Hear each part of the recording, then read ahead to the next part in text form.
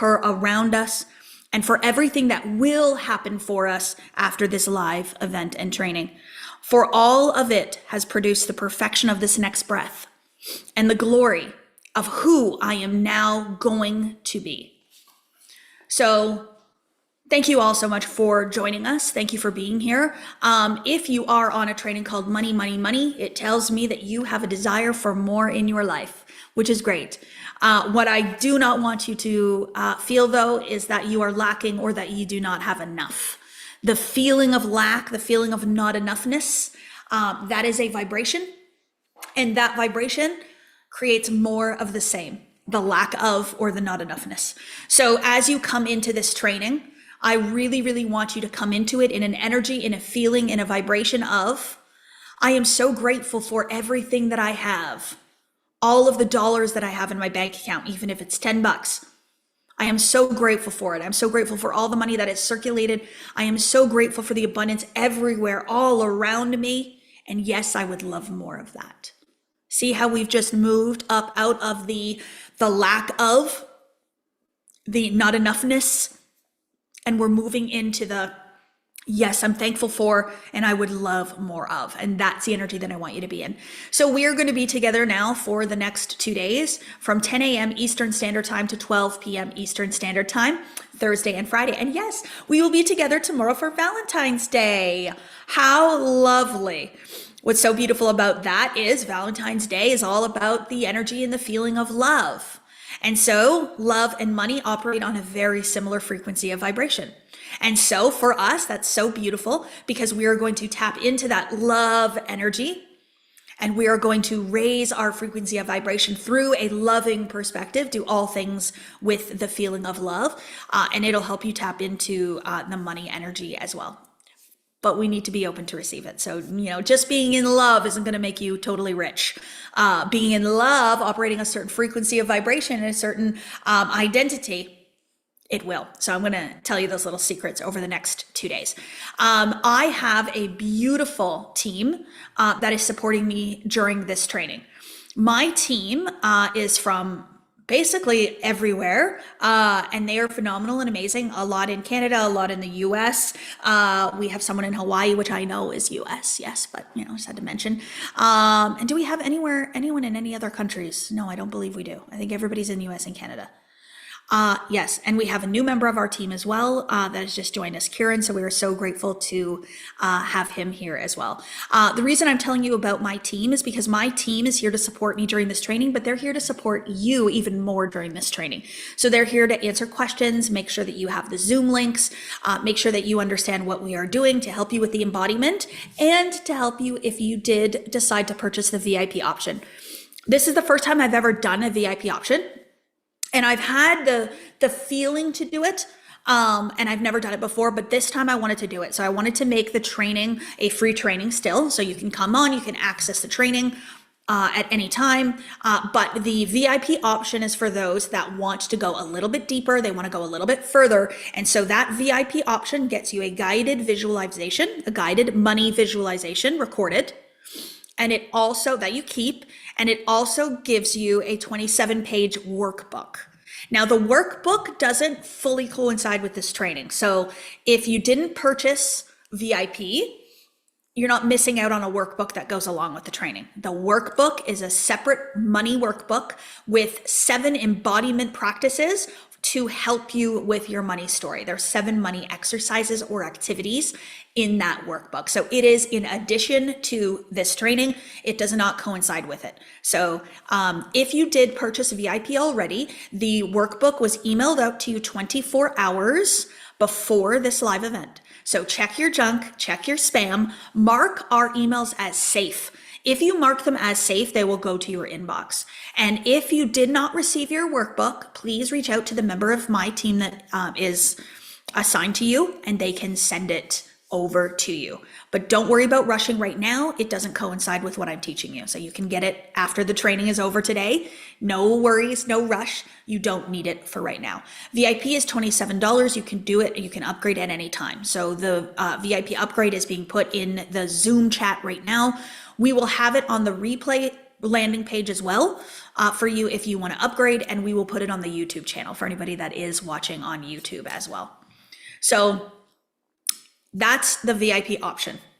What I will also tell you too is my team will be emailing you. They will potentially text you to give you reminders, to give you the Zoom link, all that kind of stuff. I want to make sure that every single one of you is speaking to a member of my team. My team will have Diamond Academy emails. That's how you will know that they are a real member of my team. So please watch for that, just in case there's people that are pretending. There's been some fake profiles of me recently on Facebook and things like that, trying to get people into a WhatsApp chat and sell you on some Bitcoin or something. Not me. Okay, so don't fall for it. I will not put you in a WhatsApp group chat, and I will not try to sell you on some Bitcoin or some other things like that. So be cautious, be aware, and know that what do they say? Copying is a form of flattery, but it's also a form of scamming. So we're not going to fall for that. There is a Money, Money, Money Telegram. Yes. So the Money, Money, Money Telegram chat is run by us. And what we did do is we created this Telegram chat because we always have so many people asking for the Zoom link and can't seem to find it. And so we just put everybody in a Telegram chat where we posted the Zoom link so that you can get it from there. So we'll probably just reuse that chat for other things, and we will always just put the Zoom links in there. So if you want to go in there, you absolutely can. Nobody else can post in there. It's just us. Okay. I am so excited to talk about money. Today, I'm going to tell you my story. I'm going to tell you how I started, my old views on money. I'm going to show you that I was just like everyone else when it came to money, that I never had enough of it, that it was scarce, that I never ever thought that I would have more, that it was something I used to stress about, I used to worry about, all those kinds of things. And then I'm going to tell you my experience with money today. The reason I want to do this is because I really, really want to show you the dichotomy, the growth. Because if I'm somebody that has always been incredibly rich and incredibly wealthy, and it's been easy for me and effortless, and I never had to change a thing, I'm getting on here and I'm teaching you from a different perspective than someone who has experienced no money in her life before and can sit up here and tell you that this is what I did to shift it and to change it. So as I tell you these stories, as I tell you the difference, I want you to notice what you're noticing about the story, about what I'm telling you, about my experience, and see yourself in it. But know that there's a change that was made in my belief system that led to a change in my experience with money. And it's not just working harder. Most of us are like, oh yeah, she just worked harder. She just became really disciplined. Oh no, I do not work as hard as I used to as a registered nurse at the bedside, 12-hour shifts, okay? I do not get exhausted like that anymore. So what's the difference here? It's all in here. Mental transmutation. Tomorrow we are also going to talk a little bit about what we have going on at Diamond Academy. We have so many incredible things. Things are selling out rapidly with us. My retreat in Costa Rica is completely sold out.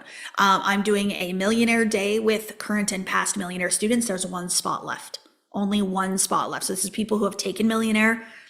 There's only one spot left. So that will sell out before the end of the day today for sure.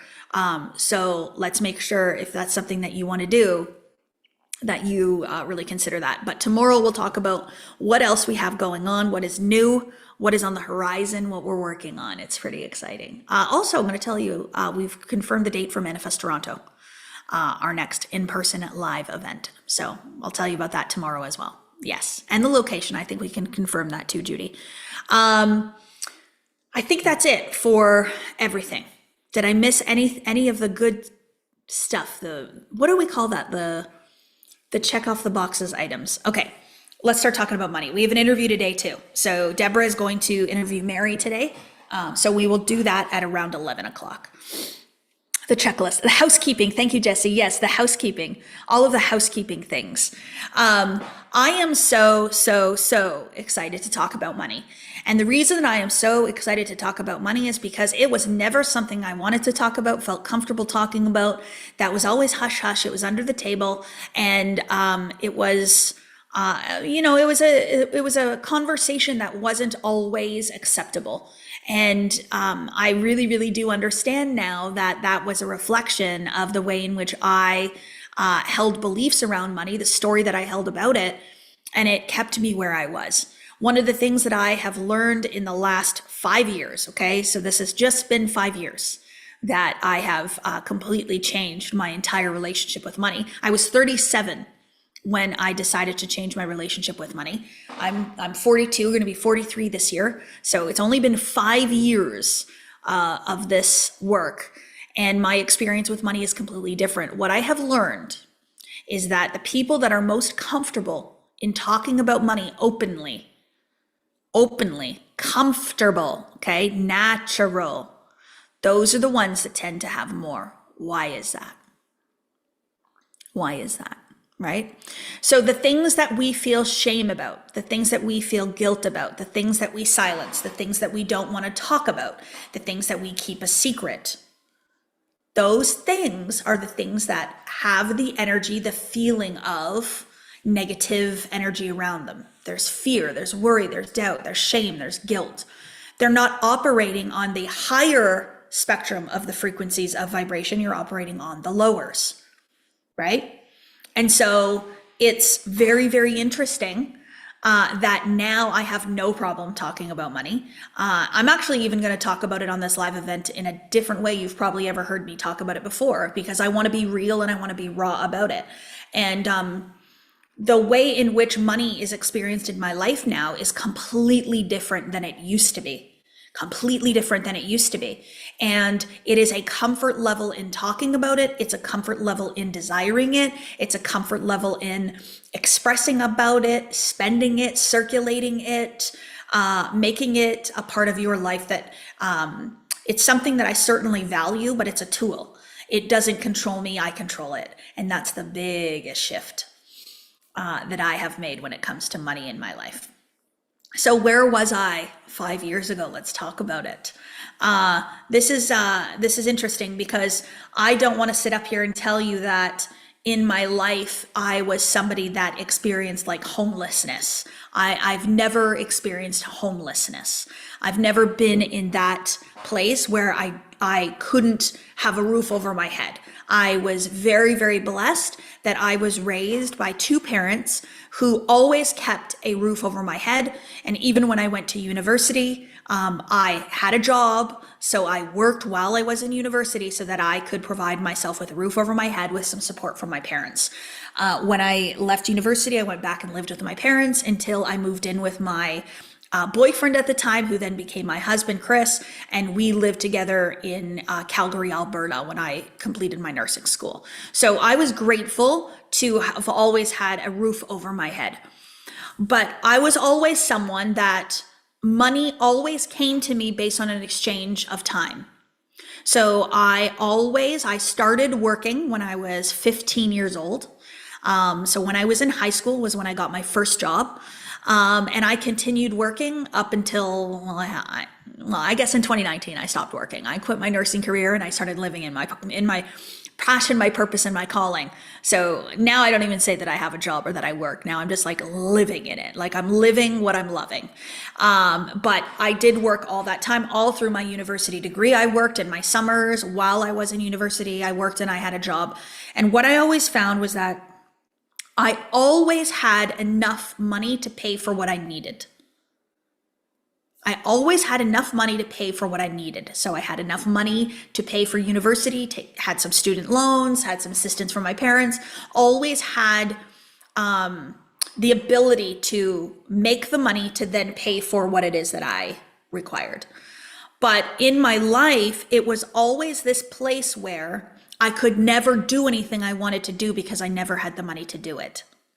So have we experienced this? Where you want to renovate your basement, but you can't afford it. You want to buy that shirt, but you can't afford it. You want that purse, but you can't afford it. You want to go on this vacation and this trip, but you can't afford it. You want to be able to donate to this charity, but you can't afford it. You want to do XYZ, but you can't afford it. And it was always like that for me. And I remember many times I would go shopping for clothes, and shopping for clothes was something that always would stress me out because I knew that meant that I was going to have to spend money. And in spending money, then I was going to have to use the small amount of resources that I had left in my bank account to be able to buy myself the clothes that I needed. And so I always looked for sales and I always looked for deals. And I remember when I would check out at going shopping, I would check out. And if the bill was under like $250, I would be like, okay. And then if it was over 250 and close to 300, I would like, oh, take some items out. So then I would choose which ones I didn't want and I would get rid of them.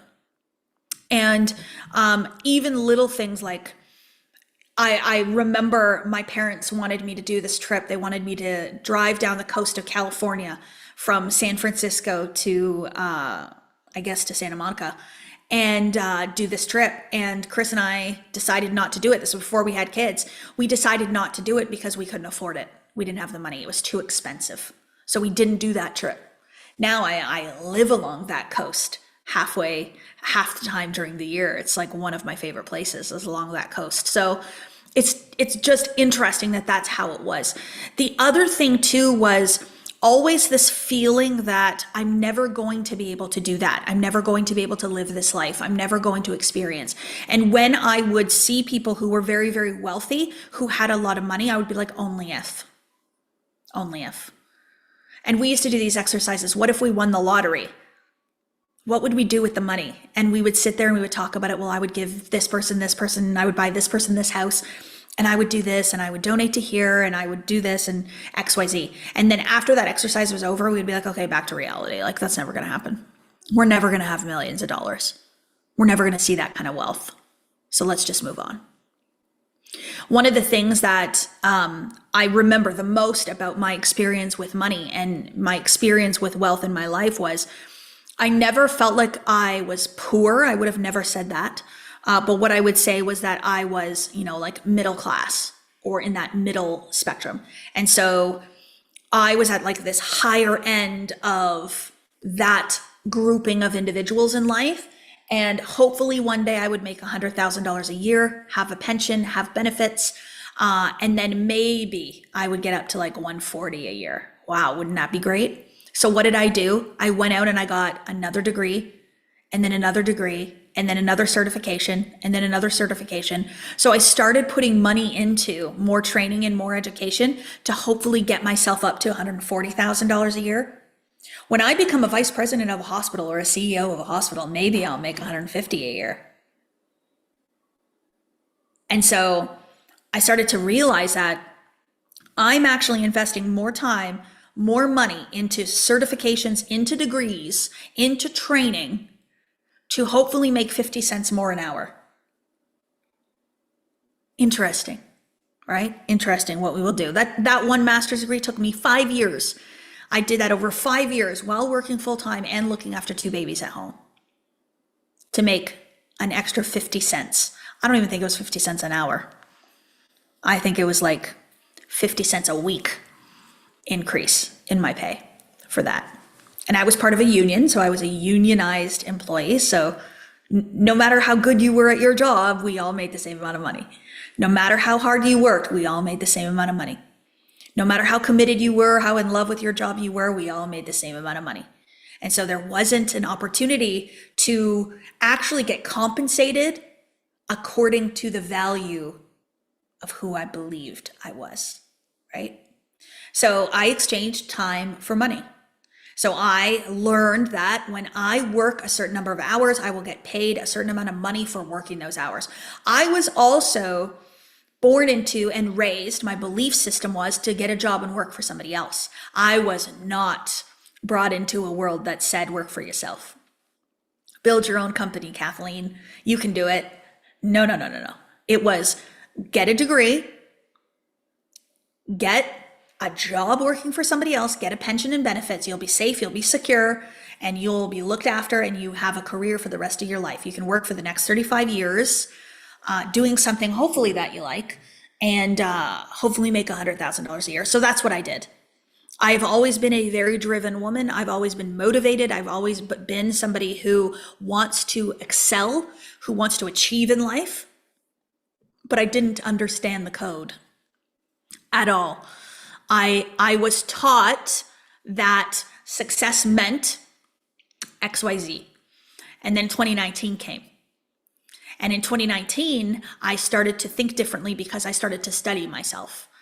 And I started to look at other people in my life that were achieving big things.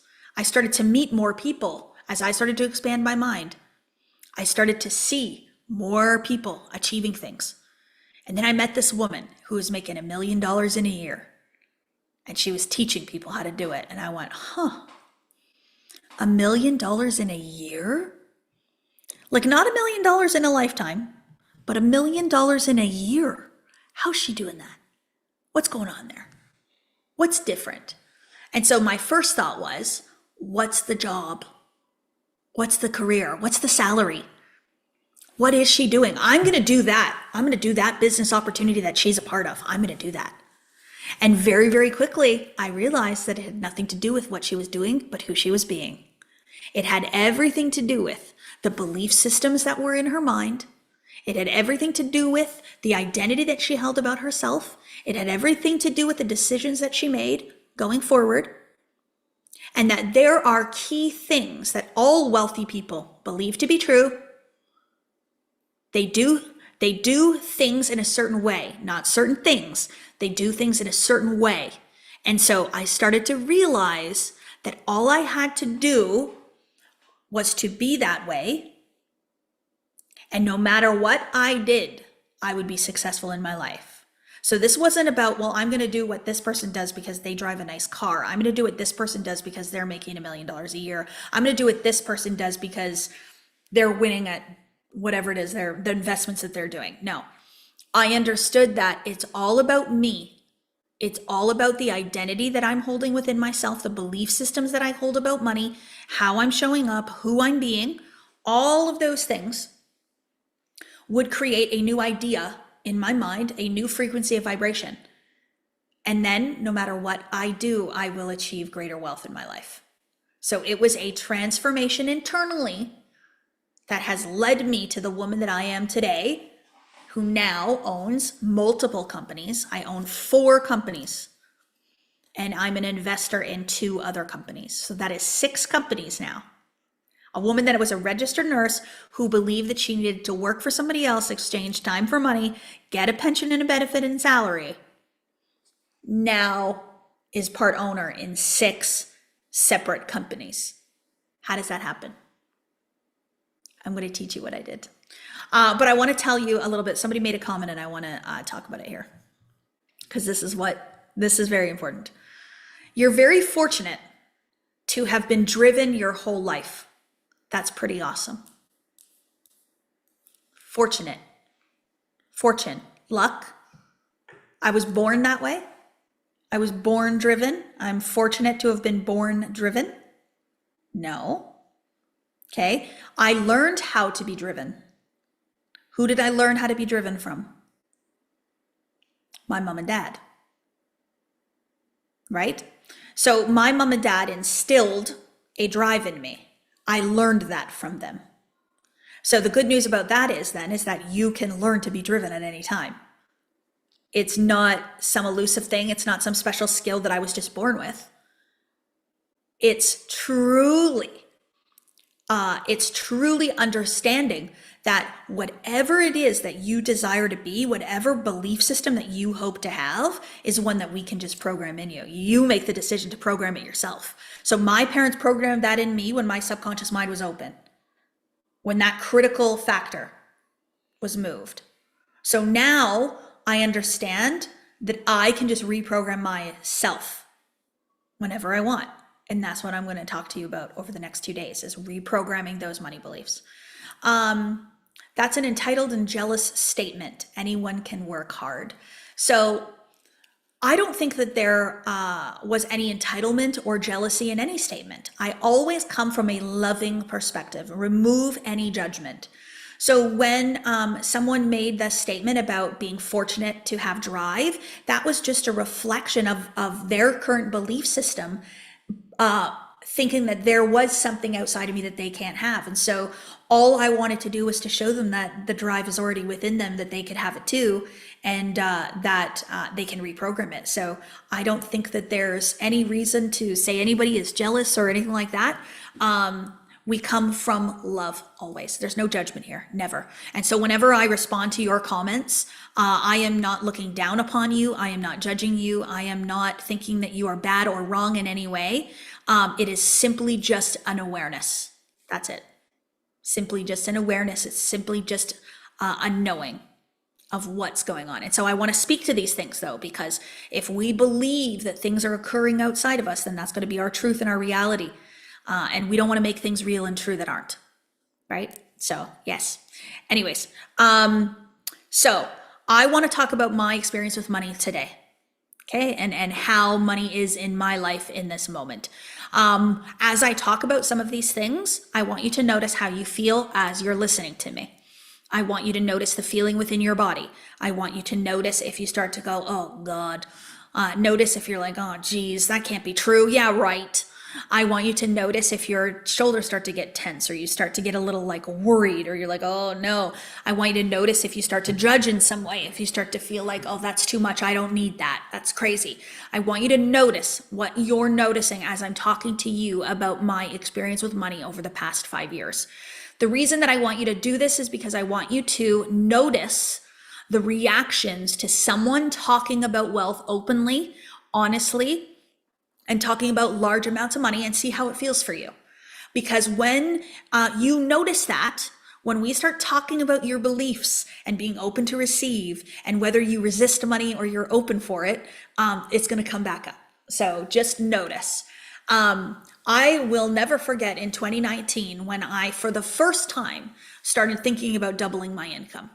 I started to think outside of the box of limited income capacity, and I started to think about unlimited income capacity. So what if I could just make $1 million in a year? What if that were possible for me? What would that be like? I started to think from that place.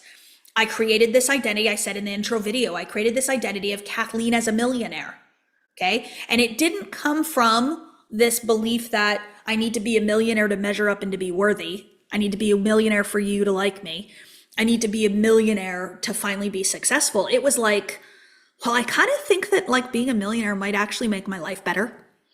Like, I think my life experience might be a little easier if we're not talking about money, if we're not thinking about money before we go to bed at night, if we're not constantly saying that we can't afford it, if we're constantly worried about what if the furnace breaks down, or what if there's a leaky roof, how am I going to fix it? I thought to myself, you know what? I have nothing to lose about dreaming about being a millionaire. I've got nothing to lose. So why not start dreaming? So I started dreaming. I started thinking about that version of me. I started thinking about millionaire Kathleen and what life would be like when $1 million has come into my household in 12 months. What would be different? So I started thinking about how I would think differently, what our conversations would be like related to money, what it would be like to pay bills. What would the feeling be to pay a bill?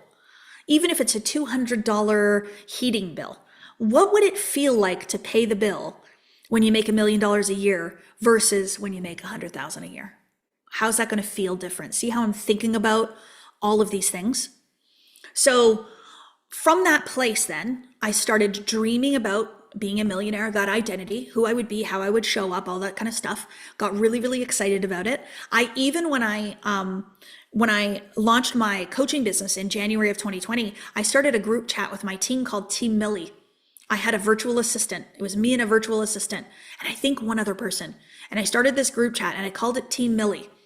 I was like, okay, guys, we're all becoming millionaires here. Because it's never just been about me. I've always brought people along with me. I'm like, okay, we're becoming millionaires, guys. Let's go. So I created this chat called Team Millie. Well, I manifested $1 million in 7 months. So from January of 2020 to July of 2020, $1 million cash came into my house. $1 million cash. So for somebody who is making $100,000 a year as a registered nurse, that was like $37 an hour. Pension and benefits. I quit my nursing career in June of 2019. I ran my network marketing business from June 2019 to February of 2020. I doubled that business.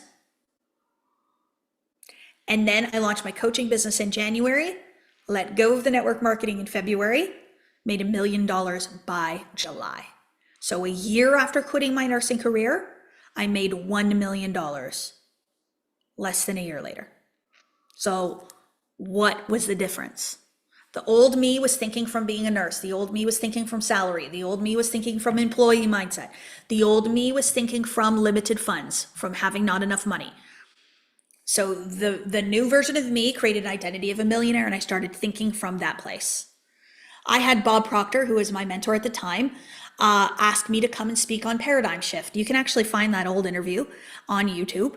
It might actually be on my YouTube channel, actually. Kathleen Cameron interviewed Bob Proctor, something like that. You'll find it. But he interviewed me, and he asked me to come online and tell everybody how much money I'd made. It was like mid-June, and he said, tell me how much money, I'm going to ask you how much money you've made, Kathleen, so I want you to be able to tell me on the live event. And I went, oh my gosh, this man wants me to get up here and he wants me to tell the whole world how much money I've made. It feels uncomfortable. That feels like gloating.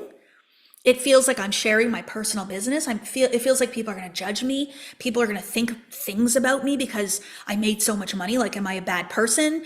Am I scamming people for this money? Like, are they going to judge me like that? And so I said to my mom, who was my accountant at the time, I said, okay, Mom, I need to know a number. I need to know how much money I've brought in since January. Bob's going to ask me on the live event. She came back. It was like $700 and something thousand. And I went, are you serious? She's like, yeah. Oh my gosh. So I had to sit up there and tell him. And I got up there and I told him exactly what I did. I told him exactly how much money I'd brought in. And then he says to me, so what are you going to do now from now till the end of the year? I mean, you've already done $1 million. And I said, well, 2 million, Bob. And then I went, wait a minute. No, we're going to do 3. So from July to the end of the year, I did another $2 million. So I ended 2020, $3.3 million in 1 year by adopting a millionaire identity. Leslie DeMarco is commenting in the chat. She's done $3.4 million. She started her journey on a live event like this. She took Wealth from Within and the Millionaire Program, $3.4 million. And her car was being repoed. Okay, so this is not just me. But I'm telling you my story so that you can see what's happened with me. But there's many and many other people that are doing beautiful, beautiful things with money like this. So 3.3 million in my first year of business. Then the next year I decided, okay, well, I just 20x'd my life. So why don't we try this again? And so I said, I'd like to 4x that. I'd like to do 12 million, $1 million a month. Okay. So a woman who believed that she could make $100,000 in a year, convinced herself that she could do $1 million in a year, and then suddenly she made the decision she's going to do $1 million in a month in 30 days. Okay? People thought I was delusional. People thought I was crazy. People thought I was losing it. They were like, what on earth? But I was like, nope. Any and all things are possible, and this is what I would love. So 2021, I had my first $1 million month, surpassed $1 million month, and we ended the year at $12 million. It was $11.8 million. We ended 2021 in that year. Business Insider magazine did an article on me because I had done so much and made so much money in such a fast time. I had to send all of my accounting, all of my financials into them to prove it, because Business Insider is not going to put a story in that is not true. They're not going to print things that are not validated. So the Business Insider magazine had me send them all of my proof, all of my credentials, all of the financials before they would publish the article. So here we are now, we're at like $15.5 million. I ended up moving the energy of $18 million in under 2 years. Where we sit today at Diamond Academy, our next celebration will be 40 million. We are somewhere in between 36 to 38 million in revenue in the past 5 years. 38 probably is closer to where we're at right now. So we will celebrate 40 million in revenue this year. And mark my words, we will celebrate 50 million in revenue before the end of this year. What if we celebrate 60 million in revenue before the end of this year? Wouldn't that be nice? Wouldn't that be lovely? Yeah.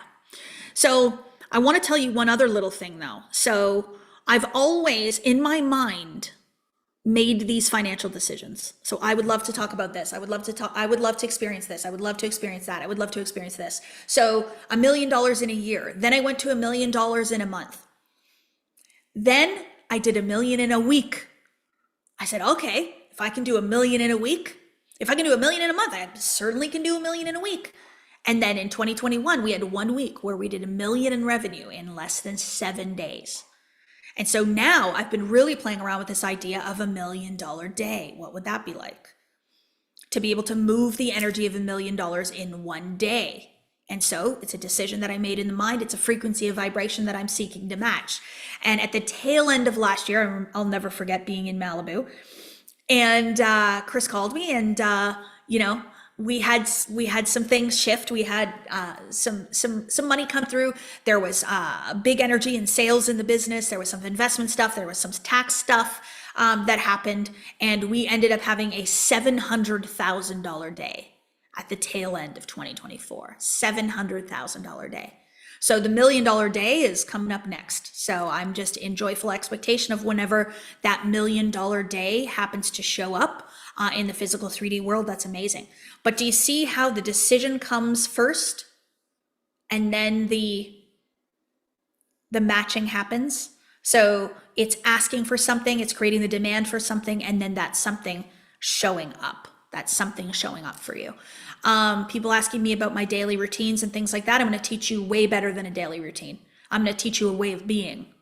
I'm going to teach you how to vibrationally match money instead of a mindset morning routine. I don't do those. I used to, but not anymore. I just live my life. I live my life. I do what I feel called to do, but everything that I do it in a certain energy. I do it in a certain vibration. I have certain thoughts. I have certain feelings, certain actions. And so what I do with that is I send out a pulse beat into the physical 3D world and it matches. It comes to me based on the matching of it, right? Okay, there was a question here too. I just became aware that when I write down my goal affirmation of 20K a month, I don't believe it. That belief starts now. So beautiful. Judy. Belief precedes manifestation, okay? Precedes, which means it comes before. Which means if you don't believe in something, you will never experience that something. So when I said that I convinced myself I was a millionaire, I convinced myself. What I'm saying is I instilled the belief within myself. I didn't doubt myself. I didn't question myself. I didn't think that I wasn't worthy of it. I believed it. I became it. And that was through reprogramming of my subconscious mind. So I'll talk to you about those things probably tomorrow as we get more in depth into the mind. But you must believe in order to achieve. So the need to manifest for a purpose isn't necessary. We can just focus on a sum of money. So Michelle, money comes where it is needed. Money comes where there's a demand for it. So the law of infinite supply says that there is an infinite supply of money as long as there is a demand. So for me, I created the idea of millionaire Kathleen, right? So Kathleen would like $1 million to come into her life in 2020. So universe, I'm open to receive the $1 million. But I also made the decision where the $1 million was going to go. So I'm going to put this much back into my business. I'm going to put this much into my kids' education savings plans. I'm going to put this much money into buying a new car that's on my vision board. I'm going to put this much money into purchasing a brand new home. I'm going to put this much into this. So I created the demand by having the money parceled out. It was allocated. It was allocated out. So to just say I want $1 million for no reason and no purpose and I have no idea what I'm going to do with it, it's not going to work the same way. You're not going to be emotionally attached to the idea. The ego isn't going to be in love with it. So you want to make sure that you are truly allocating where that money is going to go. That's one of the most important parts. I also want to make sure that we understand as well that I am not teaching you how to manifest money from thin air. Okay? I'm not here to tell you how to meditate and visualize and match money and random checks come from the ether from nowhere and you're suddenly going to be a millionaire and you never had to do anything and you can sit on your couch and watch Netflix all day. That's not what this training is. The law of compensation says, okay, and by law, these are universal laws. No matter where you are in this universe, this is truth. The law of compensation says that you will be compensated based on the impact that you make. Money is an exchange system. It's an exchange system, right? You do this for me, I give you this money for that exchange. You do this, I do this. The exchange used to be just products and services. Before we had currency, it was products and services. So I'll go to your farm and I'll bring you eggs and you will give me a chicken, or not a chicken because you have a chicken if you have eggs, but maybe it's broccoli. Okay, we're going to exchange it, right? So there's always an exchange for money. We just created money to be part of that exchange. So it doesn't have to be, we don't have to exchange services, right? So we always have an exchange. Whenever you are asking someone for money, you're doing something for that money. Whenever you're giving someone money, you're gaining something from that exchange system. If you go and you have a massage, you pay for that massage, things like that. Now, there's still other ways that we can exchange. So if I give you a free massage today, I might receive something free myself tomorrow somewhere else for that exchange. But there's always an exchange. Even if you can't see the exchange, it's always there, always. So we have a lot of people on social media that give out a whole bunch of free content in many ways. They're constantly serving their audience. They're getting an exchange back. Now it's brand deals. Now it's being affiliate marketing. Now it's views for YouTube, like things like that. So there's always an exchange. Winning the lottery. So interesting, right? So what's the exchange for winning the lottery?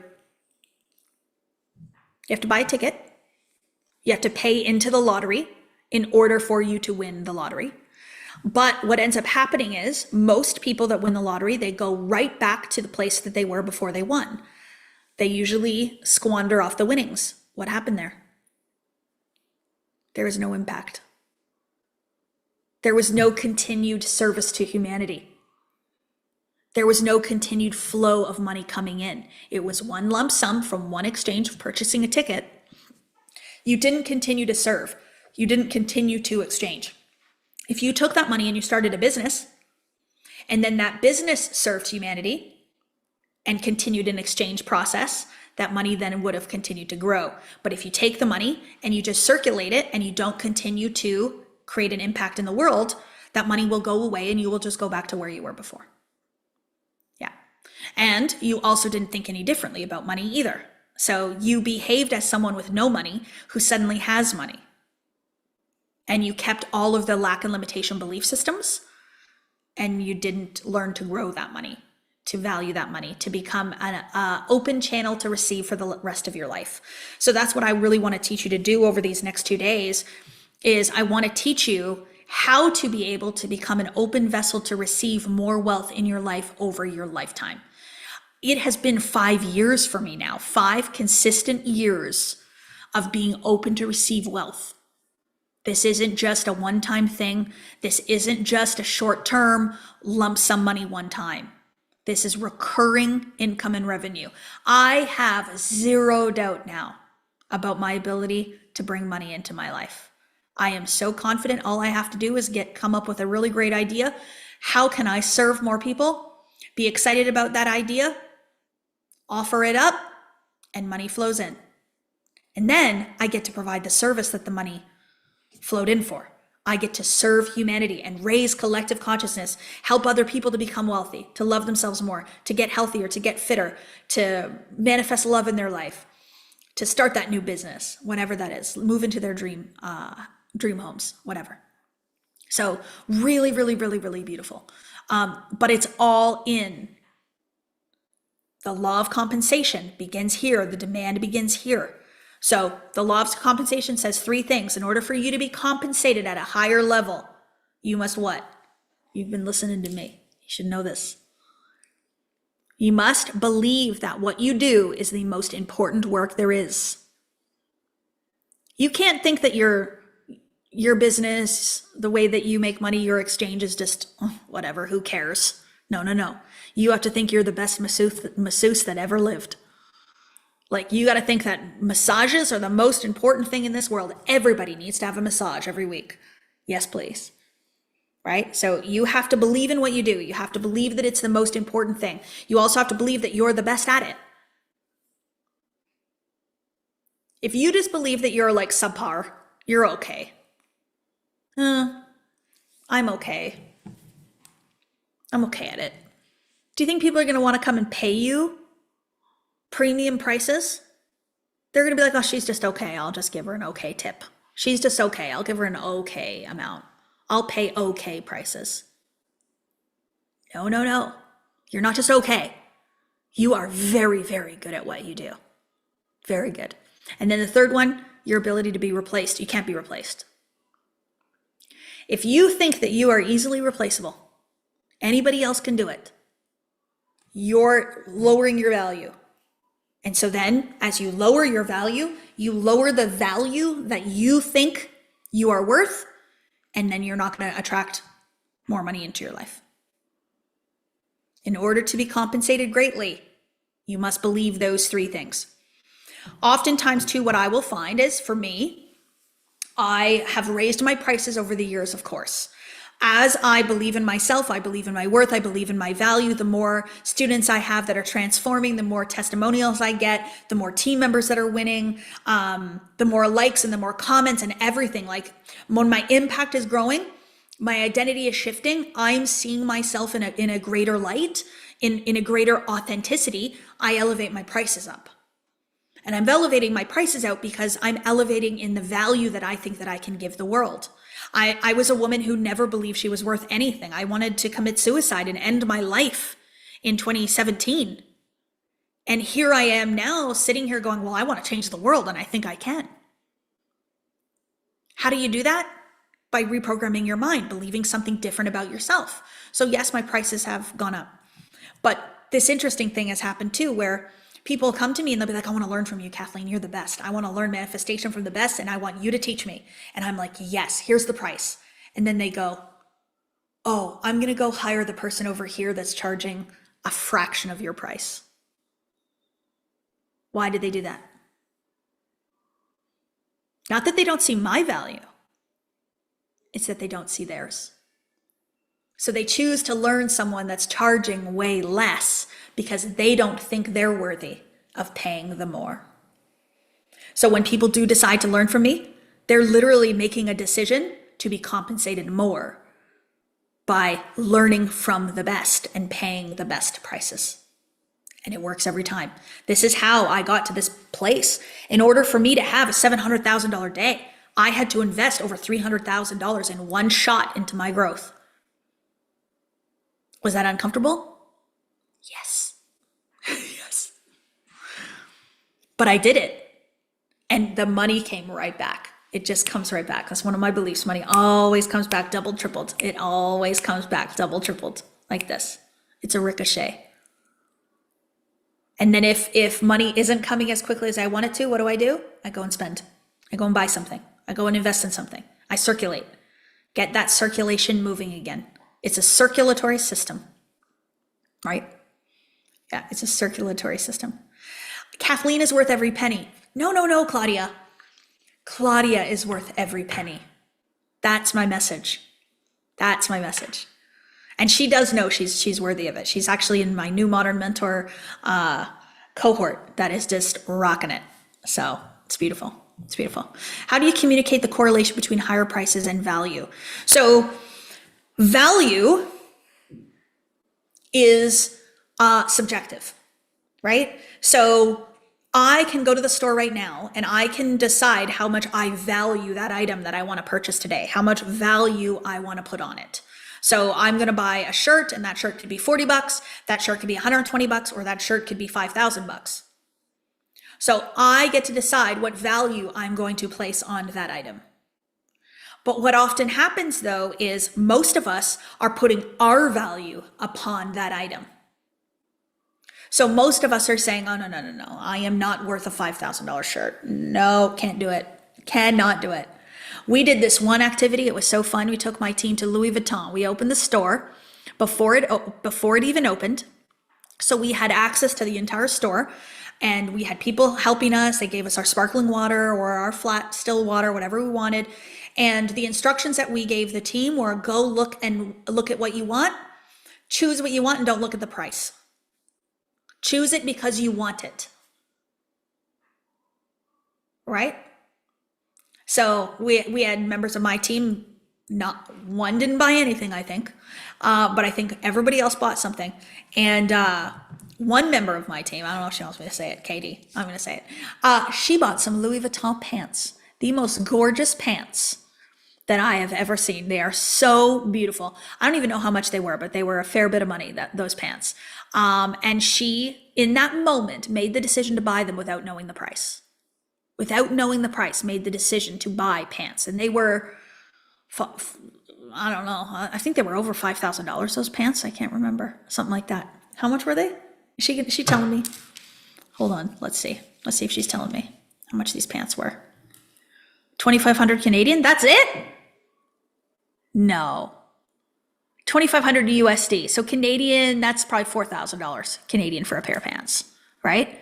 Do you see how I just said that's it? 2,500, that's it? Notice that. The version of me before, I remember Chris bought me a vintage Fendi bag in 2018 or 2016. He came home with a Fendi vintage bag, and he spent $300 on that thing, and I made him return it. I was like, how dare you? $300? Have you lost it? I can get a purse at Walmart for 50 bucks. Like, we are not spending $300 on a Fendi bag. If you could see my closet now, you would giggle. Because I understand money differently now. It's not lacking. It's ever abundant, ever flowing, ever present in my life, and it always comes the more I circulate it. It always comes the more I circulate it. It's a different belief system. But what was so beautiful about that exercise, that activity of taking them to Louis Vuitton, was we took the value out of things. Do you love the pants or not? Do you love the purse or not? Do you love the outfit or not? It's the same thing. You could go for dinner tonight. Are you going to go to dinner tonight and you're going to ask for the specials, and are you going to look at the price? I have no idea how much meals cost.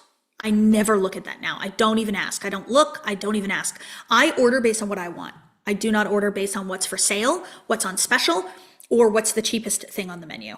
And when I go out for dinner with people now that do that, I'm like, oh, wow, I used to do that. I'd be like, oh, well, I'm going to have the shrimp tonight because the shrimp is on special and I'll save $4, $5. It's a way of thinking. We've all been patterned and programmed to think these ways. And I'm not judging you if you think that way. That used to be me. I'm giving you these examples to show you the duality between where we were and where I am. And the way we see money and the way that we invest in ourselves and we don't invest in ourselves, the way that we spend it and we don't spend it, the way we see it, is it going to come back, et cetera, et cetera, et cetera. So I'm giving you those examples for those reasons. It's not a bad thing if you do that, but I want to get you out of doing that. I want to get you going to dinner and you being like, I am getting the steak because I want to. And I used to do this. I used to do uncomfortable things. I would go and I would be like, okay, I'm going to order the most expensive thing on the menu tonight. I'm doing that. I'm going to push myself. I'm going to push my limit financially, and I'm going to order the most expensive meal tonight and see what happens tomorrow. And then the next day, the money would come right back. Interesting, because I had an open vessel. I had an open flow. Because I learned how to do this with myself. I become the open vessel, the open flow. One thing I just want to read this. One thing I've noticed about you, Kathleen, is you literally get my subconscious beliefs to come to front and out, which is insane and unique. Sophia, this is the work. If you are unaware, if you don't know what you currently believe, how are you ever going to change it? So what I really try to do, and I'm so glad that she's telling me that it's working, is I try to give you examples and stories to help you see you, notice you, feel you, so that in that moment, that awareness is where the shift happens. So once you know, oh my gosh, you know what? I believe it's hard to make money. Once you realize you believe that, okay, let's change it. What if you believed it was easy? Oh, I believe that I have to exchange time for money. Okay, well, what if you don't? You believe you don't. What if you believe you can make money while you're sleeping? That's possible, isn't it? Isn't there many people making money while they're sleeping? Oh, yes. Lots and lots and lots. Probably more than you even realize. Making money while you're on vacation. You don't have to take a vacation and not make money. Now I travel all around the world. I go anywhere and everywhere. And I have that open flow constantly. And it comes from many, many different places now. Yeah. What did you just ask me to? I want to do this interview in a minute. Go to Deborah in a second, but there was a question that came in that I wanted to answer. What if we like to save and don't see materialistic things as value? Okay, so this is a belief. So you believe that you like to save money. I would actually go deeper and ask, why do you like to save money? What is the underlying belief behind saving money? Why do we do that? If you had an ever flow of money coming in all the time, an open tap that you could just open it at any time like water. So if I wanted to fill this glass of water up right now, what would I do? I would go over to my tap, I would turn it on, and it would fill up. So if money was like that for you, where you always had an open tap, you knew you could turn it on and fill it back up, would you save money? Do you save water? How many of us are saving water? Like literally going, oh, I've got to save this bottle of water for when we run out. I've got to save this glass for when we run out of water. That's literally what we're saying with money. So we'll just go back to, why do we save? What's the underlying belief system that's rooted underneath the saving? And if you don't like materialistic things, what does materialistic mean? Isn't that a judgment? Right? You don't like a house over your head? That's material. You don't like clean sheets on your bed? Material. You don't like lamps next to the bed? You don't like the car that you drive? That's material. So you do like material, but you're judging people who like labels, who like luxury, who like expensive things. What's wrong with expensive things? Why do you think that's bad or wrong? If you had an ever flow of money that you just turned it on and it always came to you, would you be like, oh no, I don't want that? There's some materialistic things you will want. You're just not open to allow yourself to want them. Do I like watches? No, I do not. I do not care about watches. So am I going to go and buy a whole bunch of watches and have a watch collection? No. But are there material things that I've allowed myself to want, to desire, and to experience? Yes. Doesn't make me bad. It doesn't make me wrong. It's an experience. It's a having of something. And it's okay to want things. It's okay to have things. And that's what I want to really show you. I'm going to talk about spirit after we do this interview. Money is really a spiritual idea, and it comes from spirit. It comes from source. It comes from our provider. It was created from spirit. And so God wants you to be prosperous. God wants you to have for things. He wants you to be overflowing with all things in life, not limited in some way. And there are some people that don't care about purses. They don't care about clothes. They don't care about this. So you will put your money into maybe a mansion, maybe a trip, maybe donating, maybe it's going to be this or that or the other thing. But I want you to be so abundant that you don't need to save money anymore. And that there's none of this thought of, that's too material. I don't want material things. Because when you're ever flowing in abundance, it's not bad and wrong. You're overflowing. You have more than enough. There's no way of wasting money. You're circulating money. You're circulating, right? Anyways, It's just a little on that topic. Let's go to the interview now. Where's Deborah? She's going to interview Mary. I'm Let's. here. Oh, Hi, look at your sweater. I love that. everybody, today. It's kind of hot in Florida to wear this. So, you guys, I'm doing this all for you. She's sweating under there. She's sweating under there. So you're going to interview Mary. I'm going to listen, and then I'll come back and chat Perfect. with Mary too in a minute. Hi, Thank you, Mary. my friend. Thank you. Thank you. Hello, beautiful Mary. I can't wait for everyone to hear this story. I'm Deborah. I'm one of the manifestation mentors. I've been with Kathleen almost from the beginning and totally changed my money mindset from poor mindset to rich mindset. So we would love to share that with you all today. And just like Mary, I just want to start a little bit to tell you where Mary was, one of you in the audience. And her journey started when she was just about to file for bankruptcy and lose her home. And then here's her story. Hello, beautiful Mary. Hey, how are you? Yeah, so when I did a live event in September, I didn't even have $50 in my bank account. I had gone through a really horrendous divorce, drug out in court over several years, pretty much drained what I had at the time. And then it came to time to have to pay off the settlement from that. And basically I was about to have to sell my home. All my credit cards were maxed out. And I was on this live and I talked to you, Deborah. And I had a call with you. And 5-minute call with Deborah. That next night I had my daughter. We were supposed to be cooking a meal together.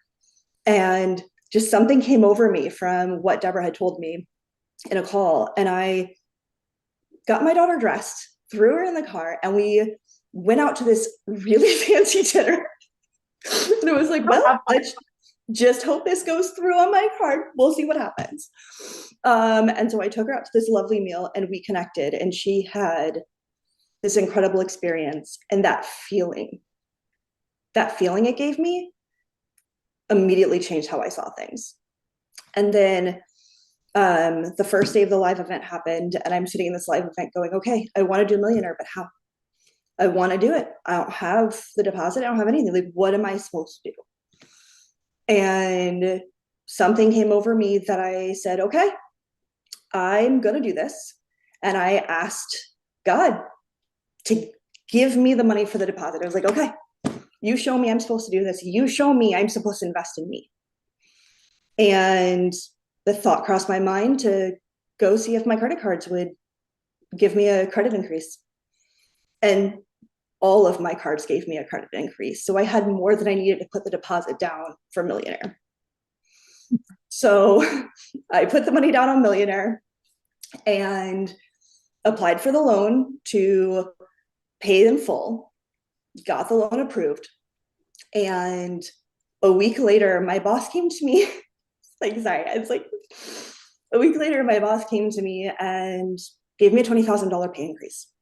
Okay, wait a minute. Now, how does this happen? Everybody's in the audience, like, I don't even have money in my bank account. Like, how am I going to do all this? So, what's everybody doing, Mary? They're going to the how and the when instead of the what and the why.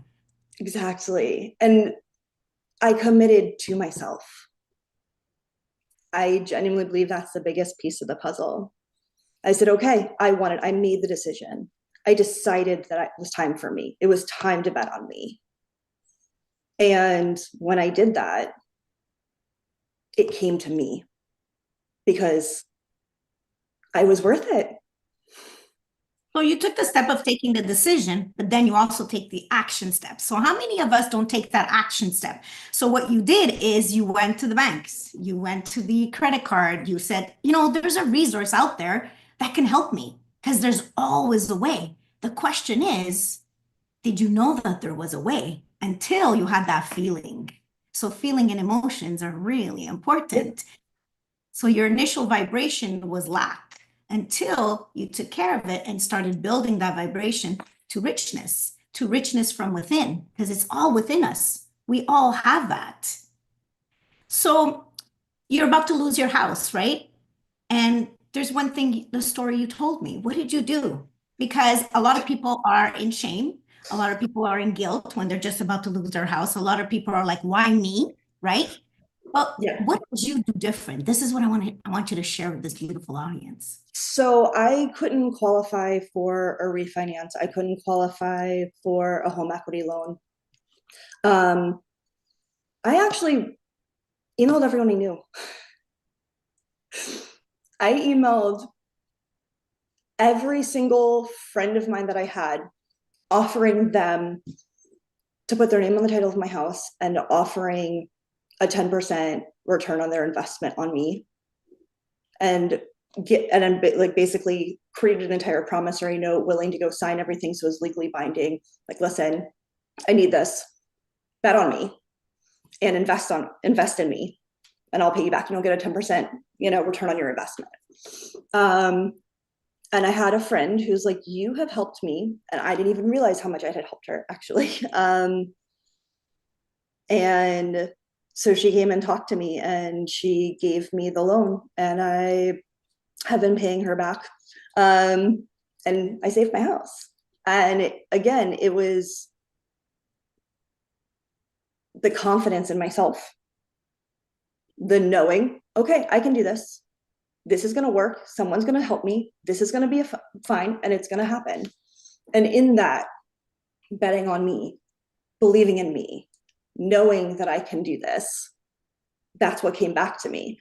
And in this program, like I want to kind of talk about this a little bit. In this program, there's a magic. It's a millionaire program. So the millionaire Yeah. is really The millionaire program is the one that I've done.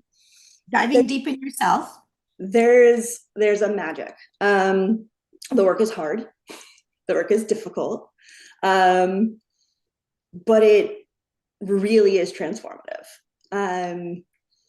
The decisions that I make now are very different. The identity that I have now is very different. In fact, in my first few weeks of embodiment calls, I wouldn't even put my camera on. I would type all my questions into the chat because I wasn't comfortable enough to talk in front of people. And now Deborah can't shut me up. So that's a confidence change. That's a belief in myself. I found my voice, the voice I didn't know I had. And in that, I joined Millionaire with the intent to expand my notary business, which I've actually left. In all of this work, I've left my notary business. I have just incorporated my own engineering company / project management company, Chaos Navigators.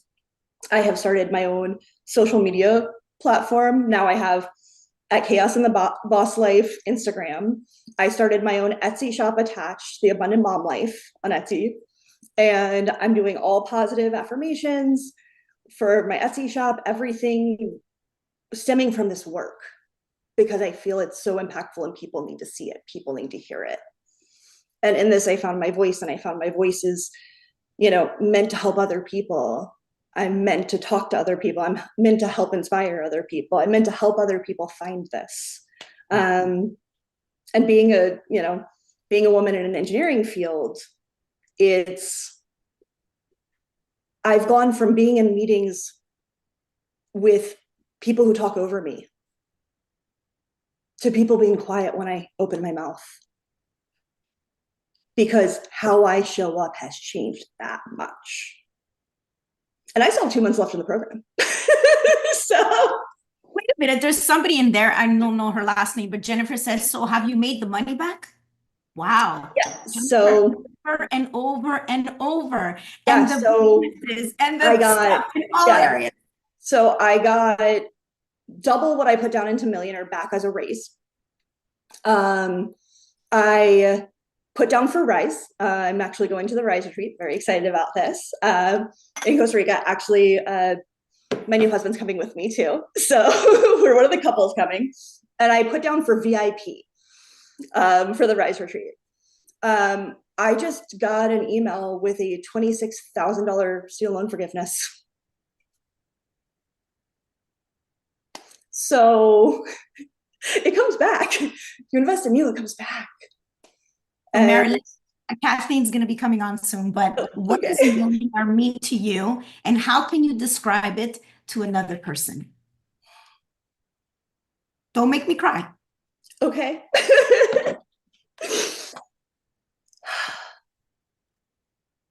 So it's not just about me. My kids have come to me and told me, my daughter is like, Mom, you're so happy now. Mom, we're all happy now. And it's, now I'm making myself cry. It's that change in everyone around me. My relationship with my new husband has gotten better. My friends are more respectful of me. I've learned boundaries and I don't overextend myself. And people respect me for that. And it's okay. That's been a hard one for me. And honestly, the trauma. So bless and release has been a big thing for me. But I went through an excessive amount of trauma. My last marriage was incredibly abusive. I grew up in an incredibly abusive household. I grew up with excessive amounts of thoughts around money and lack of limitation. And as that comes up, I write it out, I set it on fire and I let it go and I watch it burn. And feeling that leave my body, feeling that leave me has left me lighter. And that lightness is what people respond to now. So And bless I and still have release. so much more I want to do. I'm so excited.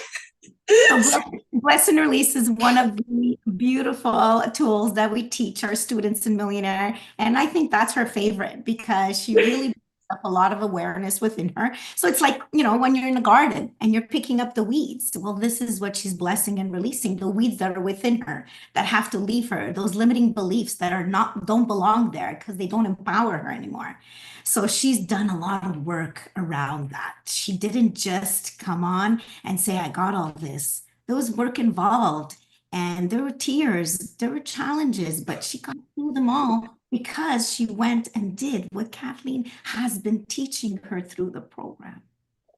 I'm so proud of you, my friend. I just wanted you to share your story with everybody because there's many people coming here and say, what's the secret, Kathleen? What's the secret sauce? You are the secret sauce.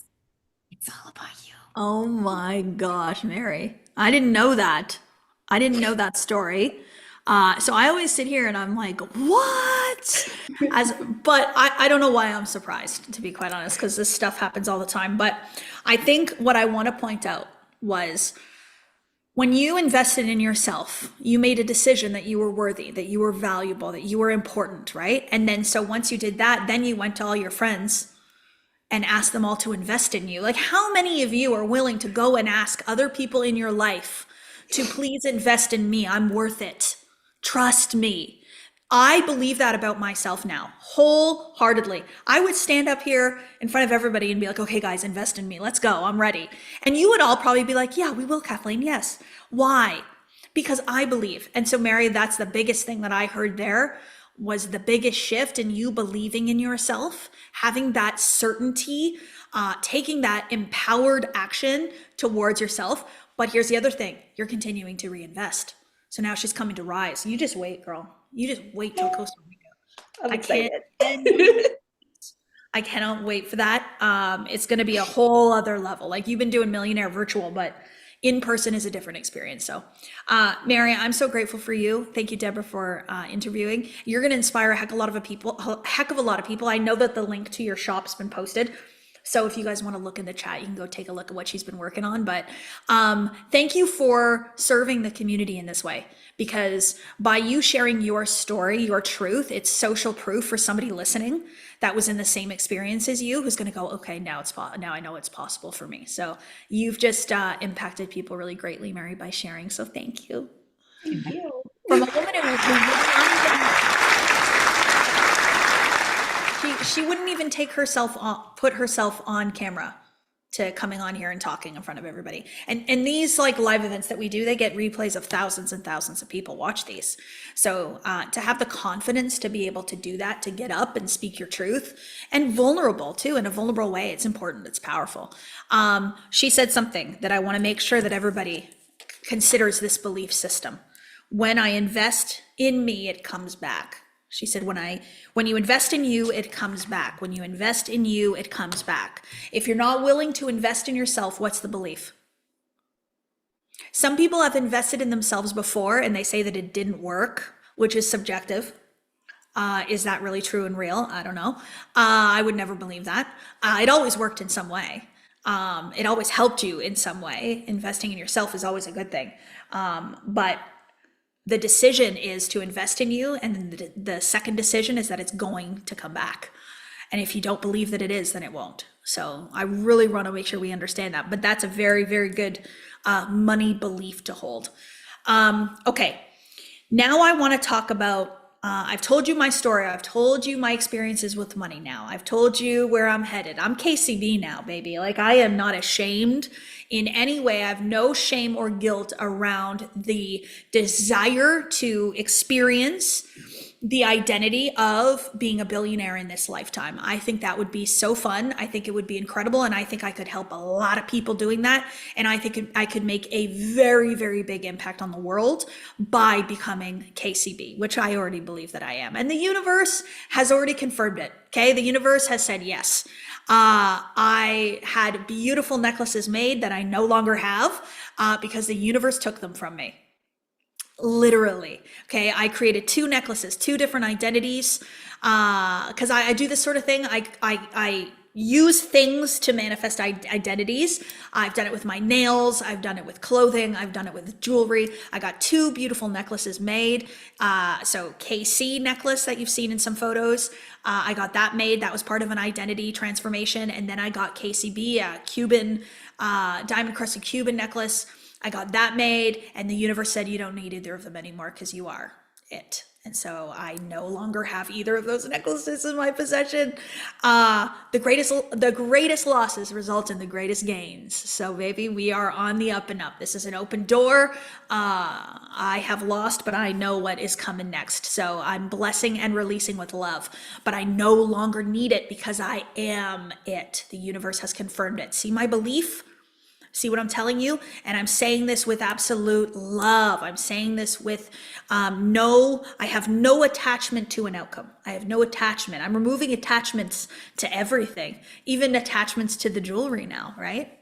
So it's powerful. It's very, very powerful. What happened to the necklaces? Don't put them in your checked luggage when you travel. I'll just say that. Very important lesson. A very important lesson was learned. I knew not to do it. In a moment, I changed my mind, checked the bag. Anyways, so I want to now talk about 3 things, and I'm going to give you 3 separate kind of categorizations of what I want to talk about today. I'm going to start with spirit, and then tomorrow we're going to go into the others. So we are spiritual beings having a human experience, and we have an intellectual mind. That is my belief. You can also say we're multidimensional if you want to say that as well. Whatever your belief is fine.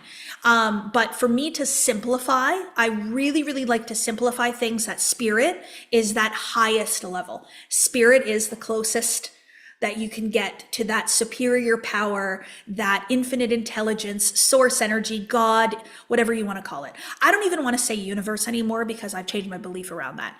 I truly believe that the universe is the creation and we are a part of the universe, but there is actually a source that actually created the universe. And so I like to say source, spirit, God, whatever language you feel good about is good for you. But what I do want you to understand that there is a source for it all. There is an all.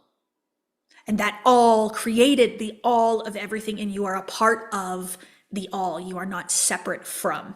So that's my higher spiritual perspective and awareness that I like to think from. And that's the beginning of all things and all creation, right? So then if we understand, then we go down a bit, then we say, oh, okay. So if I'm a spiritual being having a human experience, then this physical body then, which is the lowest on that level, and the action that I take in that spiritual body then is the physical thing that I observe. It's the body, the vessel that I'm in. And then I have an intellectual mind. And the intellectual mind then, so we go spirit, mind, body. That's how I see the alignment. So when I think about all of these concepts and this information, and I think about the ability to manifest more money into your life, I want you to think from those three ways or three planes. I want you to start thinking from spirit. Then I want you to go into the intellectual mind, and then I want you to think about the body. The human experience and the human predicament is going to want you to go to action right away. It's going to want to go to the body. It's going to say, oh, okay, so what should I do? What should I do to make more money? Tell me the doing. Please go to the being first. Can we go up there? Let's talk about that first. Mary did not just sit here and tell you all the things that she did and all the action she took. She told you that at the end. But what she told you first was spiritual. She told you about her belief systems, the way that she'd been raised, what she believed about money, all that type of stuff. And then she told you the action that she took. So that's how I want us to see this, is that it's an ever-flowing cycle between spirit, intellectual mind, and physical body. It's all connected. I want you to understand how to use your software. We have people that are living strictly in the 3D world. So that used to be me. So I was a very well-educated woman. I had a psychology degree, you guys, okay? And I was still unaware, completely unaware. I was in the matrix. I was asleep at the wheel, okay? That's how I talk about myself prior to 2019, because I didn't know. I didn't know there was higher spiritual entities and powers. I didn't know anything even about mindset. I didn't even really realize that identity was something that was malleable, that I could change. I just thought I had a personality that I was born with, and that's just who I was, and that's it. Too bad, can't change it. I'm stuck with who I am. And then, of course, I hated my physical body. I thought it was disgusting. I thought it was gross. I thought it was ugly. I was ashamed of it. And so I didn't even really want to live. So is it really surprising then that my human experience was sadness, depression, self-hate? Of course not. There was like nothing to live for. When your mind is telling you that story, it's very hard to get through this life. You miss out on all the beauty of this human experience because you're just simply unaware. So in 2019, I had my first awakening. I woke up. And I woke up to the idea of first mindset. So I went from the physical 3D world action. I was working really, really hard. I was like hustling and grinding. I was all in action. I was in my masculine energy, straight up masculine, okay? So the masculine is the mechanical, it's the doing. So then, okay, the 3D world is just the observed world. You just call it 3D because we observe in 3 dimensions. So your eyes, your smell, your taste, your touch, like it's an observed world. But there is a whole world out there that you can't observe. You can't see it. Your senses can't see it, can't feel it, can't taste it, can't touch it, but it's going on. And so if you're unaware of it, you're asleep at the wheel and you don't know, there's nothing you can do about it. So 2019, when I woke up, I then went up into this mindset. I'm like, ooh, okay, I'm going to meet Bob Proctor. I'm going to learn from him and I'm going to learn all about mindset. I'm going to become a mindset coach and I'm going to teach everybody about mindset. And so I reprogrammed my identity. I reprogrammed my self-concept. I really, really started to think from new ideas.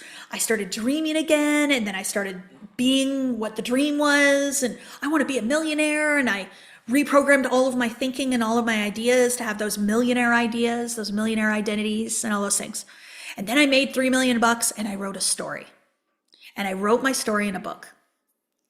And when I wrote that story in a book, I said, I'm going to have Bob Proctor write the foreword to my book. And he said, yes. I manifested him saying yes. He wrote this beautiful foreword. And we were on a mastermind chat. And we were in this group. It was a call. There was a whole bunch of other really successful coaches on the call. And somebody asked him a question, Bob, where's God in mindset work? Where's God in all of this? Where's God in law of attraction? Where's God in The Secret? And he goes, oh, and then the person asked, and how do you become one with God? How do you feel your oneness? How do you do that? And he said, and you wouldn't believe my face. He said, oh, you want to read a story about becoming one with God? Read Kathleen Cameron's Becoming the One. And I was like, what? That's not about God. What is he talking about? And then I sat with it for a minute. And I started to cry on the Zoom call. Immediately, I realized it. Oh my gosh, that's what happened. I found God for the first time in my life. 37 years old, I let God into my life. I let God be real. And I use the God language, but I wouldn't have used it then. I would have used universe. I would have said source, universe, spirit. Now I have no problem saying God. I have created a God of my understanding, so I'm fine with however I say it. But then I was like, what? No. Oh yeah, baby. So what I realized was, is I believed I was a body that was living in this 3D world. Then I went into mindset and I reprogrammed my subconscious mind and my subconscious beliefs. The subconscious mind is the womb of creation. It's the feminine energy, right? So I tapped into my feminine energetics. Wow, phenomenal. And then I realized that I'm a spiritual being. And I awakened to the idea that I am far more than just this human experience, that there is more to me than this iteration right now, that I am eternal, I can't be hurt, I can't be destroyed, that I literally live on. I exist on as the all of everything, as a part of, a drop of the ocean, so to speak. So now I don't fear death, I don't fear being hurt, I don't fear this, that, or the other thing, because I understand all of that is just a figment of my mind. It's not real and it's not true. I say this all the time. This isn't even real. This isn't even really happening. This isn't even true. It's just the mind. It's a story in the mind. So are we falling for the story? Are we believing it? And then our ego's getting hurt and bruised and we're having sore feelings. So can your feelings be hurt? Yeah. Can your body be hurt? Yeah. But can you, the essence of who you are, the awareness of your body, the awareness of this life, the awareness of your mind, can it be hurt or destroyed? Never. Never. That's my belief. So this has been so powerful, so beautiful, because it's changed the way in which I operate now in this physical 3D plane, because I'm understanding what I really am and how it all works. So now what do? I go from a higher spiritual perspective. Not a lot of people do this, but I want you to consider it. If I came from a higher spiritual perspective, a higher spiritual awareness, and looked at my mind from there, what would I believe about it? Would I believe that it's real and true, that it's really important, that it's set the way that it is? You would understand that this mind of yours, it's like a computer program. It can be reprogrammed at any time. It can have a software upgrade. And when you upgrade its software, you start operating differently. One of the best examples that I ever heard, and I can't remember the guy's name, he was a football player. He talked about, when your computer comes up and it tells you that you're due for like a upgrade, and you say no, and you decline it, and then it pops up again and you decline it, pops up again, you decline it, and then your computer just gets slower and slower and slower, and then eventually it gets to a point where it stops functioning and you're like, okay, I better do the upgrade. That's what most of us are doing. We're waiting until we get to rock bottom. We're waiting until it gets so bad that we can't handle it anymore, that we're finally going to upgrade our software. And that's when people find us. So if you are someone like that, where you are feeling like you're at rock bottom, or it's just not getting any better, it's getting slower and slower and slower, it's getting worse and worse and worse, it's not functioning, and you're here, like, it's time to click the button. We're upgrading that software. We're doing it. And I'm going to teach you how to do it. And that's exactly what I do. I also find that there's people that are on multiple ends of the spectrum. There's people that are in their masculine energy, they're hustling, they're grinding, they're working hard, and they're exhausted and they want more out of their life. I can come in and teach the spirituality and the feminine energetics to coincide with that and to advance you, to quantum leap your life. But then we also have other people that are really far off into the spirit and into the feminine, and they don't have the masculine. And so what they're doing is they have no problem believing in a higher power. They have no problem talking to it, connecting to it, even channeling through. They even have their psychic abilities tapped in. They're a channel. They're wide open, but they can't make any money. They can't figure out how to do it because they're not reprogramming their human. They got to get back into the mind. We got to discipline you, discipline the way you think, discipline the way you feel, discipline the vibration, change the energy, then bring that masculine back. So no matter where you are in all of this, it's understanding that we are a beautiful wholeness, a beautiful system. And once you figure out that system, I teach you how to change yourself from the higher spiritual awareness, reprogram the mind, and make the body do things with effort, free, effortless. So now for me, making money, I don't think about it. It's effortless. It's ease and flow. And it's more and more and more. Kathleen, what if one has money but doesn't know what to do? No creativity. We're all creative, okay? We are creators. We are all creative. Every single one of us. It's our natural ability to create. We all have imaginations. We all have the law of attraction and the law of vibration. That is one of our greatest tools that Source gave us, is our ability to attract to us. So what's happened is that you have stopped dreaming. You've stopped practicing your imagination. You have stopped conscious creation. And so you say that you're not creative, but you're just not listening. So when you connect back into your intuition, somebody the other day called me an intuitive force. They said, your whole entire business is an intuitive force. This entire thing was created from your intuition. I said, oh yeah, absolutely. Every program, every retreat, every live event, everything has been from intuition. And what's intuition? Source. So I ask, how can I serve more people today? God, show me the way. And God says this. I say, I would love to serve this in this way. I would love to do this. And God says, yes, here you go. Here's the idea. So I have to listen, but I have to trust myself, because it doesn't sound like God. It doesn't sound like some other entity. It sounds like me. But I understand that it's the me, that's the all of everything that is speaking through me. What does this have to do with money? Money is a spiritual idea. That was one of the greatest beliefs that I have ever held. It's brand new. I reprogrammed that belief into my subconscious mind in 2020. Money is a spiritual idea. Because if I believe money is a physical thing and it's strictly part of the physical 3D world, then it's hard to get, it's hard to make, it goes away, it runs out, you can lose it, debt's real, we should save, we should budget, we should save for retirement. Like those are all like the 3D physical world things that make money feel like a material thing. But when I went up into the higher spiritual perspective and I said, okay, money is a spiritual idea, it means where did the idea of money come from? Humans created it. It was not here before we were here. Currency, the idea of money, it's even different when it was first created to how it is today, completely different. So now we have cryptocurrency, we have all kinds of different things, right? So it's not the same. And now you can actually never hold money in your hands. How much longer are we going to have physical dollars? I don't know. No idea, right? So money then is a spiritual idea. And that idea came from where? Humans created it, but where did the idea come from? Our creator, our source.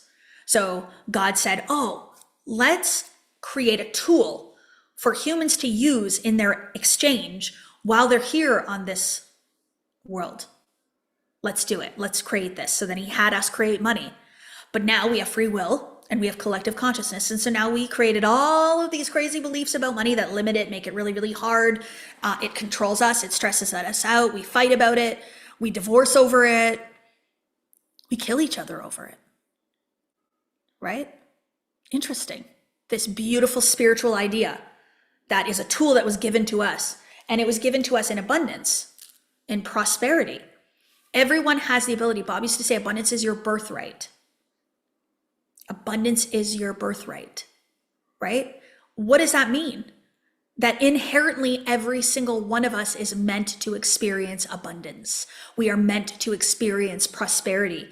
We are not meant to experience lack and limitation. Why is it that some people have so much money that they don't even know what to do with it, and other people can't get any and struggle? It's programming, it's patterning, it's ideas in the subconscious mind. So your ability to be open to receive the beautiful God essence of money is your ability to be open to receive it. So I believe that it is beautiful to be wealthy, and it is spiritual to be wealthy. Some people believe that if you're highly spiritual, that you can't be wealthy. That's bad and wrong. You shouldn't want money. I don't agree with that. I believe if you are highly spiritual and you are really, really connected into source and you are open to receive from God, you'll be abundant and ever overflowing and prosperous. There's no limit to the amount of money that you can have in your life. So if you believe it's bad or wrong, or you shouldn't have it in some way, because you're highly spiritual, I would reconsider, is that a limitation? Is that a limitation? And all of us can experience abundance and prosperity in any level we desire. It's just levels, and you can just experience more and more and more and more and more and more. And for me, I had to really think about, what does God want me to do with this money?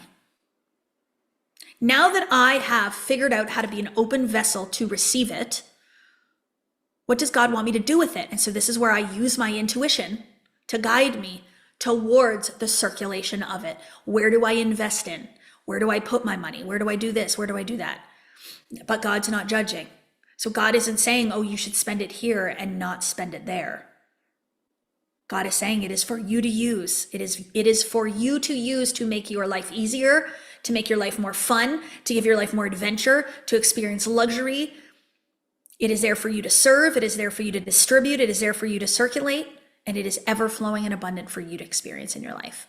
So see how I don't have any negative beliefs around money. None. I don't think it's bad. I don't think it's wrong. I don't think you can waste it. I don't think you can spend it in the wrong place. I don't think there's a difference between spending and investing. I think it's all circulating. See how I'm like this around money. When I see other people have a lot of money, I am like, yeah, you go, girl. I say girl because I just want to see more women make more money, but and I have a lot of women that follow me, but you go, man, you go, guy. But truly, I am inspired by other people. I love seeing other people win. I love seeing other people have more. I never feel that pull, that like, oh, why do you have so much and I don't? Oh, that's for me too. That's what I think. That's for me too. Oh, I'd love that one day. Oh, that'd be so lovely. I am going to talk about detachment tomorrow. So if you're asking about a detached state, I am truly detached. Yes. I'm not attached to money. I don't need it. So this is where self-love is so important, because if you love yourself unconditionally, I love this woman here, this one right here. I love her. I think she's incredible and I think she is amazing. And not because she has money, not because she's losing weight, not because she has a big platform on social media that's grown. I love her because of her heart. I love her because of her spirit. I love her because she's authentic and she acts in integrity. She's honest. And I love that she loves people, and I love that she loves to give, and she wants to change the world. And I'm proud of her for that. So because of that, I don't need more money, more fame, more success, a man in my life, all these things to make me worthy and measure up. I am worthy right now. That's detachment. But when you're attached, you need something. Anyway, we'll talk a little bit more about that tomorrow. I just want to go into the mind a little bit now. So from the higher spiritual perspective, and seeing money as a spiritual idea then, and as a resource and a tool that we have access to, we can then go into the mind from the spiritual perspective and think, what's the best thing for me to get my human to believe? Okay, remember, higher spiritual perspective, from the soul's perspective. What's the best beliefs for my human to have today? I'm not asking from inside the mind. I'm asking from outside of it. Our mind is our biggest limitation. People will say, well, the programming in the mind is the biggest limitation. No. The mind itself is our biggest limitation. It limits us. We are infinite, absolutely and incredibly infinite. And then when we came into this iteration and we came into these physical bodies, we can only do what the body can do, and we can only perceive what the mind can perceive, which are two big, really big limitations, right? And so there we go. We're suddenly limited. So now we go back up into the higher spiritual perspective and we say, okay, how can we remove the limitations that this human has now? How can we get this human to believe bigger? How can we get this human to dream bolder? How can we get them to take different action? How can we get them to think differently? How can we get them to go back to believing in their infinite, their possibility? I was a woman 5 years ago that would climb a flight of stairs and be out of breath at the top. Out of breath, could not breathe at the top of one flight of stairs. Now I'm on that treadmill running 4 miles in an hour. I can climb a mountain. What happened? I reprogrammed my human to believe that she's an athlete, that she's athletic, that she's not unhealthy and fat and lazy. That's what I used to believe. Unhealthy, fat, and lazy was what I used to think of myself, because the world told me that. So now I went back in and I went, oh, no, we're not believing that shit anymore. Now, Kathleen, she is healthy, she is fit, and she's athletic. She's an athlete. She can do anything she sets her mind to. So now I'm seeing a whole new world, a whole new experience of life. At 42 years old, I'm running, I'm lifting weights, Eric has me jumping rope. I'm like, oh, I can't do that. I haven't jumped a rope since I was like 4. I don't even know if I ever even did that. Dad's on here, he can tell you. Norm, did I ever jump a rope as a kid? I don't even know. Anyway, now I can do it for like 2 minutes. I can just jump this rope, and I'm like, wow. This is removing the limits of what your body can do and what your mind can do by coming from that higher spiritual perspective and reprogramming the subconscious mind. So I told you earlier today my money story of what I used to believe in the mind before and what I believe in the mind today. What you believe to be true will always be your truth. What you believe to be true will always be your truth. You will experience the belief. The belief comes first and the experience follows. So we were taught somewhere along the line certain beliefs around money, and then we acted out those beliefs and made them real. All creation begins in the mind. All of it. We are who we are because we imagined ourselves to be it. And how did we imagine ourselves to be it? People told us we're this, and so we said, oh yeah, okay, that's me, yeah. And so we believed it, and believing in it made it real for us.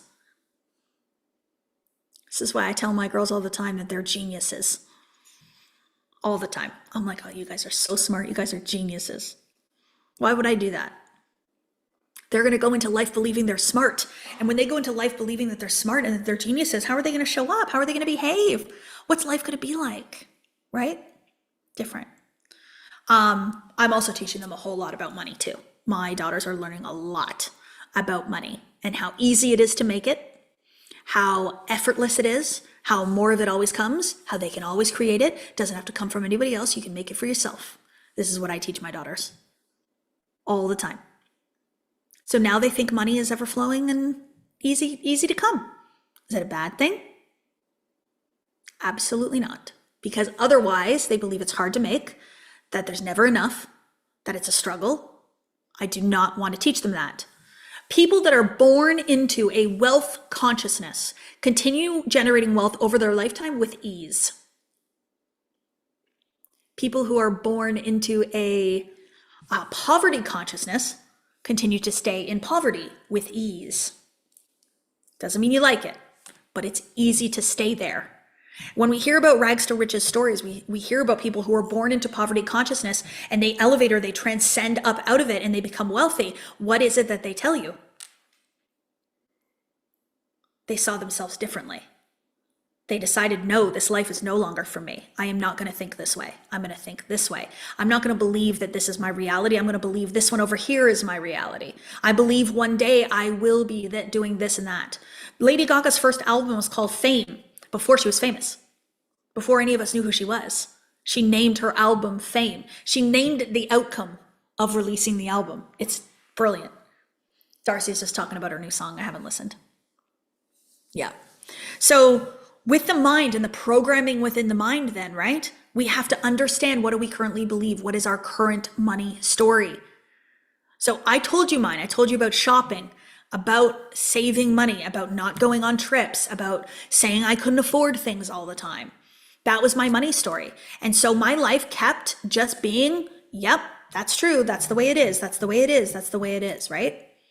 And so for me, it was the moment that I changed the money story that I said, actually, I'm going to believe this. I'm going to believe that I'm a millionaire. I'm going to believe that money comes to me effortlessly. I'm going to believe that I can make $80,000 in a month, although I've only ever made 5.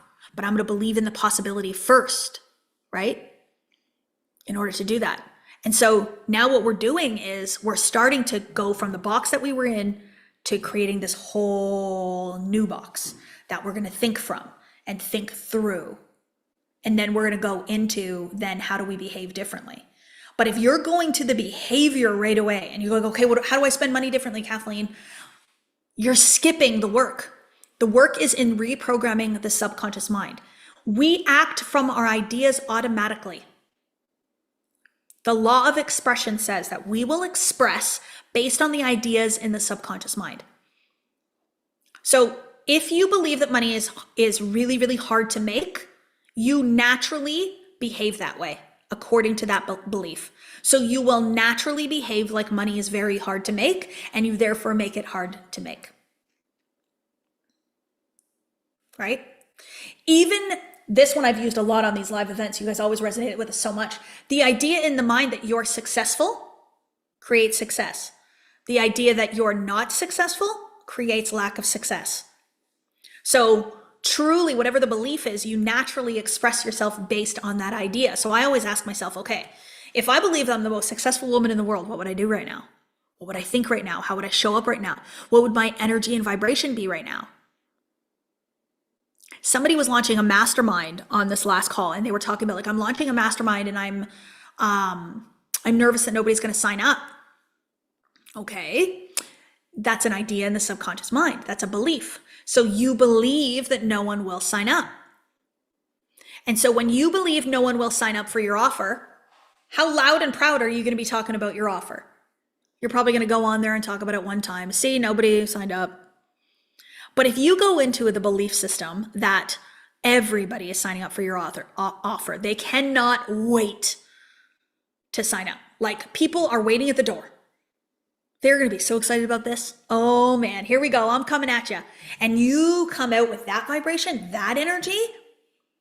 The world is like, I got to have what she's selling. Versus the other of, oh, nobody cares. And then people are going to be like, oh, who is she? I don't even know. They're not even going to sense you. You're not even going to be in their aura.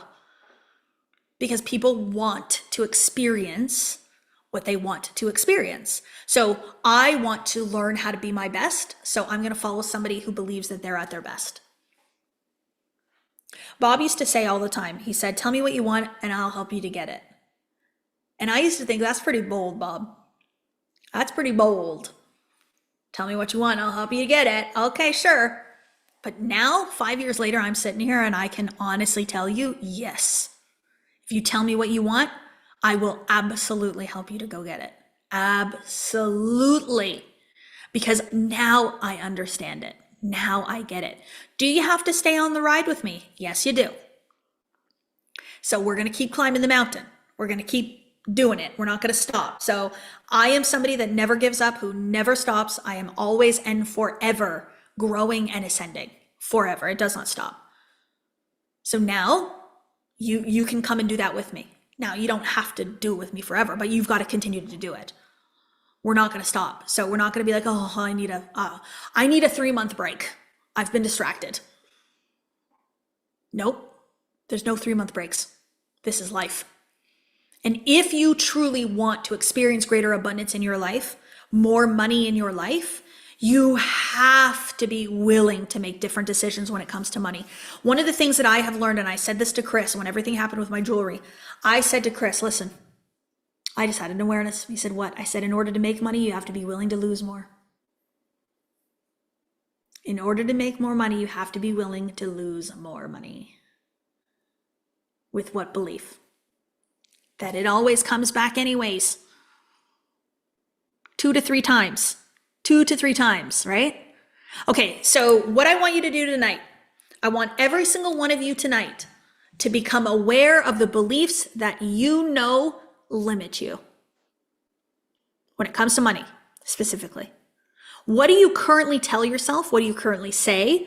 What are the beliefs that you currently hold around money that you know are limiting? I want each of you to bring me 3 tomorrow. 3. Be prepared. I'm going to ask you for them in the chat. You don't have to share if you don't want to, but the more you participate, the more in spirit you are with this, the more it'll change you. 3 beliefs that you know around money limit you. Every single one of us can do this. I can do this. I have a limit. How do we know I have a limit? I don't have $100 billion in my bank account right now. Do I? Yeah, so There's a frequency of vibration, a limit that I'm at. And so I can do this very same exercise, right? So 3 beliefs that you know that are limiting. And then we're going to go through some of these tomorrow on how we can switch them. And then we're going to talk about action and the different action that you must take in order to call in more money into your life. Yeah. And I want to talk a little bit tomorrow too. Remind me, team, if I forget. I do want to talk about the difference between frequency and vibration. Mood doesn't manifest you more money. So the happier you are, the more positive you are, the more money you're not going to make, not necessarily. Because if that was the case, we'd have all happy and positive people, the wealthiest people. And that's not true. There's very, very wealthy people who are not happy and not positive. So what's going on with that? What's that about? So I want to talk to you about vibration, mood, and how that's different than operating on a different frequency of vibration. We'll do that tomorrow. So if you need any support, please reach out to my team. If you didn't get your workbook, if you're VIP and you didn't get it, reach out to the team, please. You can always email info@diamondacademy.ca if you need anything. info@diamondacademy.ca. The workbook is phenomenal. You can get it at any time. You just pay the $27 for the VIP option and you can get that workbook.